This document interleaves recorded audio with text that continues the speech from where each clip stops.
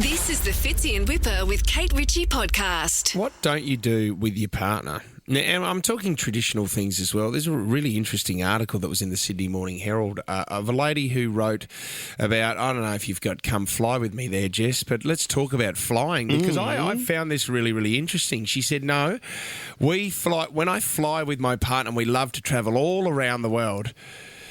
She said, we travel separately on the plane with good reasons. On the same plane? Okay, the lone wolf ritual starts with seat selection. My husband and I both want aisles, and we also want to increase our chances of having an empty seat beside us. Okay. So what she does, once flights are ticketed, I scan the online seat map. What is it, Tommy? Seat Guru? Oh, Seat Guru is amazing. Seat Guru is good. So you can find out what's the best seat to sit in an economy when you're flying overseas. She goes on there, I do it like a bingo champion, she said, with one square to go. I look for the most savvy seat that I can find on the plane. Now, usually she goes up the back, she says, because then you have more chance of getting spare seats next to you. Interesting. And then she also says, look, she goes, the ultimate for my husband and I would be if I could have an aisle and he has the aisle across from me so we can still speak to each other, but then we have spare seats. But she said we do it all on our own. Okay. When you think about My it, let's wife say, would love to do that. what's one of the longest flights? 14 hours to LA? Yeah. 13 hours? Yep. I mean, if Popular out. do you know what? Do you need your partner next to you I do. when you're flying? Yeah, I like to have a chat. I'm a bit of a chatter when it comes to aeroplanes. And you know what I'll do, Christy Swan, too? If my wife's not interested, I'll tap someone else on the shoulder and say, how are you finding the flight? You having a good time? What do you do with this? Are you from Canberra, are you? You know how recently there was a passenger that got up and just decided to open the escape door mid-air? Yeah. Were you on that flight? Was that person trying to get away from you? No, that wasn't. That For wasn't anyone on my who's flight. sat next to Whipper on a flight before, I have tried numerous times to open the emergency exit because doesn't work. it is excruciating. Tom, you've been there before. Oh, terrifying. You can learn a lot also. Even to the point where I moved seats and sat next to Nat Barr on a flight just to get away from Well, Whipper. that was an extraordinary move. Very rude. I've got plenty of stories to tell, and on occasion I'll break into a song after too many reds. What don't you do with your partner? Andrew, straight away onto the blower from Botany. What don't you do with your partner, Drew? We don't eat the same food. Right, okay. Do you eat together, though, Andrew? No, we don't, because we have different fitness sort of goal and mindset. We also have a kid, by the way. Yeah. So she cooks her own food, I cook my own food, and we just have different goals. And it is expensive. It is very expensive buying different food rather than having one particular meal. But we're happy with that. Okay. How did you come to this compromise? Were you sort of cranky for a little while and then you brought it up? Or Yes. was it a difficult Yes. conversation to have because you may have felt like she would get offended? No, I think it was an agreement because we realised that we started eating the same food and I would eat more than her. Yeah. So you understand, and we'd run out on that particular food. But by us, it's like, I'll cook my own, you cook your own, at least, and we all have this different flavour for the day. So we don't want to be eating the same thing. It is sad. Sounds It very is committed. sad though. I've got a mate who does the same because he's fit. He likes to eat early and go to bed with an empty stomach. She likes to eat later. And I said, isn't it quite sad that you're not sitting at the table together and catching up on each other's days? And then he goes, no, we do that anyway.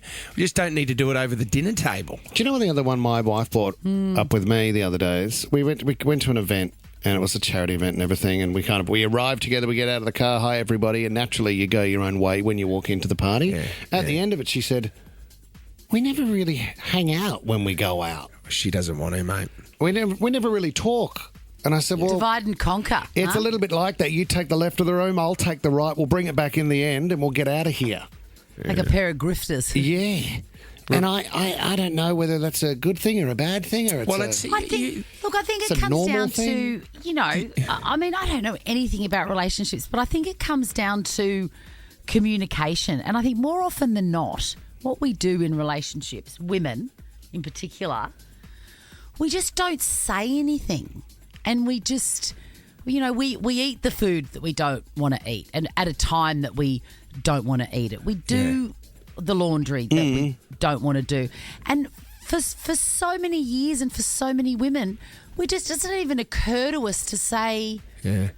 I don't want want to that. do this. You sound defeated. Is there a simpler way or, is there Talking. anything we can do? Yeah. Just we just talking. don't do it. We just take it on and on and on and on. Yeah. You know? Rebecca, but I think doing stuff on your own is chef's kiss. Yes. Yeah. Well, if you can get through that. Rebecca and Narellan, what about you and your partner? What do they do? Hi, how you going? You're good, Beck.